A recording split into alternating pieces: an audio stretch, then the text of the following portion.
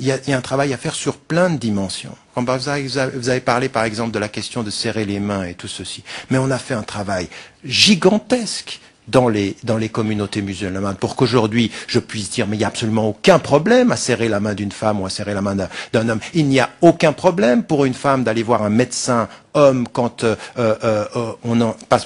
quand les circonstances font qu'elle doit aller voir un homme ou quand la compétence. Il n'y a pas de ce point de vue-là de problème. Donc c'est un vrai travail que les autorités musulmanes, mais là il faut qu'elles soient votre alliée, non pas qu'elles soient mises sous pression de vos attentes, mais sous la compréhension de leurs responsabilités. C'est pas pareil. Donc pour aller vite, monsieur,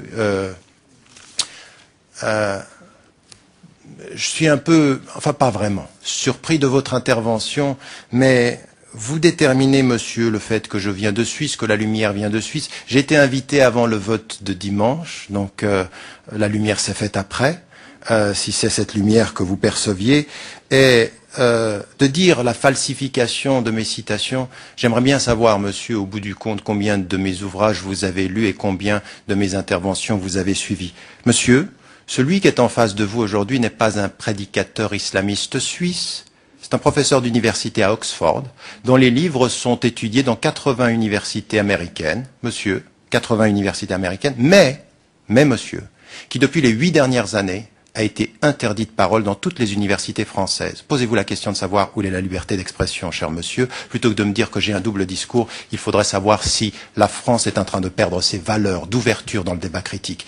Et votre façon de réagir à mon intervention n'est pas du tout une façon de réagir à un débat critique, c'est un jugement sur la personne et non pas un débat et une confrontation sur les idées.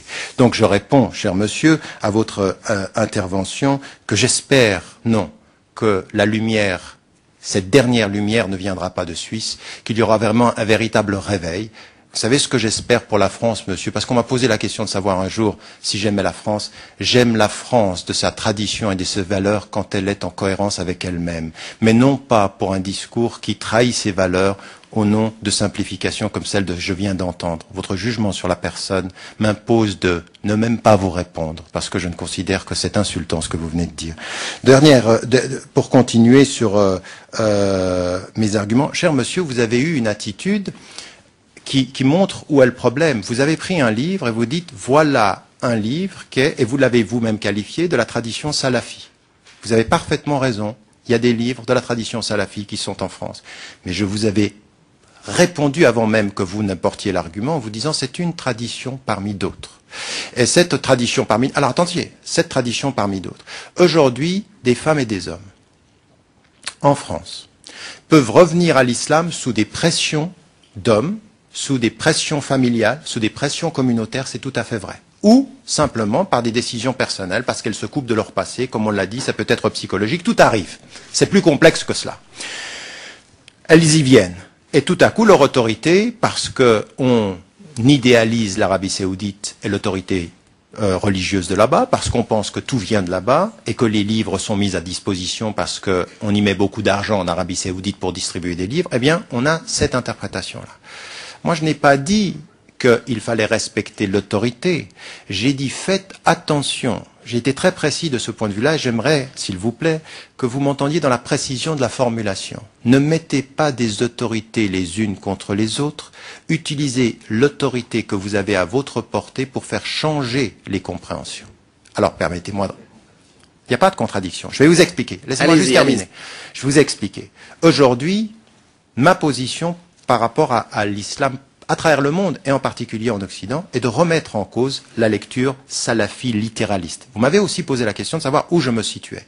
Je suis du courant réformiste. Alors j'explique très clairement les termes, parce que là il y a des termes savants qu'il ne faut pas utiliser de façon incongrue, parce que ça a été fait, en particulier par certains de mes détracteurs ou de mes détractrices en France. Le réformisme salafi. Qu'est-ce que c'est salafi? Salafi veut dire revenir aux 3 premiers siècles de l'islam, des 3 premières générations plutôt de l'islam. Mais en fait, pour trouver quoi? Et c'est pour ça que c'est important. Est-ce qu'on revient au texte du début ou est-ce qu'on trouve l'esprit de l'origine? Qu'est-ce que je dis quand je dis salafi? Des savants des premiers siècles étaient beaucoup plus courageux que nous le sommes. Ils avaient l'esprit du départ et le courage de l'interprétation. Ils venaient avec des interprétations complètement nouvelles. Aujourd'hui, nous avons une pensée sclérosée. Donc, le réformisme salafi, c'est celui qui prend les textes au sérieux, mais qui insuffle le courage de l'arme critique, de la question sur le développement, qui n'est pas une pensée de la défensive. Aujourd'hui, il y a un réformisme de la défensive et il y a un réformisme de la réinterprétation. C'est ma position. Mon dernier livre sur cette question fondamentale s'appelle La réforme radicale, c'est-à-dire véritablement changer les bases mêmes de notre rapport. Déplacer le centre de l'autorité des savants des textes aux savants aussi des contextes, des différents contextes. Donc voilà quelle est ma position. Ça, c'est ma position et je fais face à des salafis. Je suis et je travaille. Partout où je vais, et vous le savez, je veux dire, demandez à n'importe quelle autorité politique de l'Europe ou même du Canada, je reviens du Canada où je vais dans le monde musulman, je reviens de Rabat, il y avait 4000 personnes à la dernière conférence, au Canada il y en avait 2000, et la dernière année il y en avait 12 000 à Paris. Donc en l'occurrence, cette parole elle est écoutée. Moi ce que je vous demande, c'est de considérer que ma parole est alliée de notre projet commun, pas de votre projet, de notre projet commun, qui est lequel? Je ne rigole pas avec le respect de la loi. Je veux qu'on respecte la loi française. Et la loi française, elle est déterminante. Et je l'ai dit et répété, vous respectez la loi du pays à partir du moment où les principes fondamentaux sont respectés. Quels sont les principes fondamentaux? Liberté de conscience, liberté de culte. Et j'ai ajouté, partout en Occident, ces deux principes fondamentaux sont respectés. Donc nous respectons la loi. Si je peux juste me permettre d'aller, parce qu'il y a quand même des questions sensibles. Vous voulez... J'y vais, je termine rapidement. Il faut laisser... Mais ce sont mais simplement sur cette question. Alors, avec ce travail-là, effectivement, faire un travail de pédagogie, un travail qui conteste l'autorité qui vient de là-bas, qui conteste son interprétation, qui montre, et puis vous savez, des personnes qui à un moment donné ont suivi l'autorité de l'Arabie Saoudite par la vie qu'elles vivent ici, par les pressions, par l'émancipation, eh ben elles changent de rapport à l'autorité. J'en ai vu tellement qui hier sont venus et qui nous disaient c'est de là-bas que ça vient, et aujourd'hui les choses changent, parce que la vie... Vous savez, j'aimerais vous dire une chose, en 25 ans, la pensée musulmane occidentale a vécu une révolution. Les réponses d'aujourd'hui ne sont pas les réponses d'hier. Mais pourquoi? Par un coup de baguette magique? Non. La réalité de la vie, le terrain, la vie quotidienne, ça change des mentalités et ça nous pousse à changer notre rapport. Vous permettez, Je voudrais répondre. On va... Oui, un point rapide, s'il vous plaît. S'il vous plaît.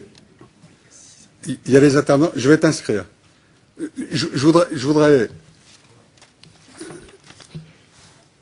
Je voudrais quand même préciser un certain nombre de choses, M. Tariq Ramadan. Vous dites cette mission me gêne. Donc je vais commencer par ça. L'objectif de la mission, c'est de faire un état des lieux de la question du voile intégral et de sa progression sur la voie publique. Et derrière la question du voile intégral, la question que vous n'abordez jamais,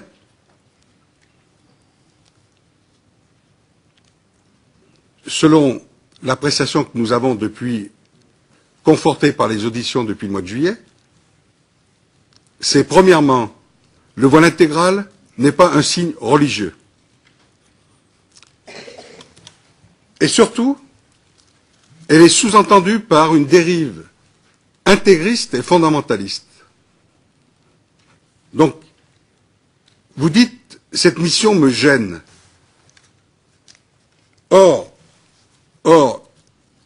il faut que vous entendiez le fait que les parlementaires de l'Assemblée nationale attirent l'attention sur la question du voile intégral, mais qu'au-delà du voile intégral, c'est l'arbre qui cache la forêt du côté communautaire de ce qui se passe dans la société française, d'une emprise du fondamentalisme dans certains territoires de notre pays. Je reste toujours sur la question du voile intégral.